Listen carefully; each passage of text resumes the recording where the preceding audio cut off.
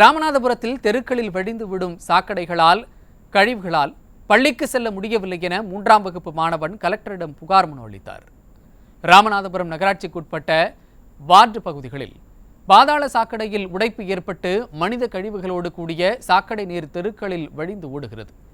இந்த நிலையில் 3ஆம் வகுப்பு படித்து வரும் தருண் ராம் என்ற மாணவர் பாதாள சாக்கடை உடைப்பை சரி செய்து நகராட்சி முழுவதும் சுகாதாரத்தை மேம்படுத்த கோரி மாவட்ட ஆட்சியரிடம் புகார் மனு அளித்தார். நகராட்சி முழுவதும் உள்ள தெருக்களில் சாக்கடை வழிந்து ஓடி சுகாதார சீர்கேட்டை ஏற்படுத்தி வருவதாக அப்பகுதி பொதுமக்கள் கூக்குரல் எழுப்பியும் செவி சாய்க்காத விடிய அரசின் நகராட்சி நிர்வாகம் இந்த பிஞ்சு குழந்தையின் மழலை குரலுக்காவது நடவடிக்கை எடுக்குமா என்பது அனைவரின் எதிர்பார்ப்பாக உள்ளது. ராமநாதபுரத்தில் பஸ் ஸ்டாண்டு, பெரிய ஆஸ்பத்திரி, சின்னக்கரை, கேணிக்கரை எல்லாத்துலேயும் மாதக்கணக்கில் பாதாள சாக்கடை உடஞ்சி ஓடுது. இதில் தான் சின்ன குழந்தைங்க பெரியவங்களாம் நடந்து போகிறாங்க. இதனால் காய்ச்சல் பரவுறதுக்கு வாய்ப்பு இருக்குது. இதுக்கு மாவட்ட ஆட்சித்தலைவர் சரி செய்ய உதவி செய்யணும்.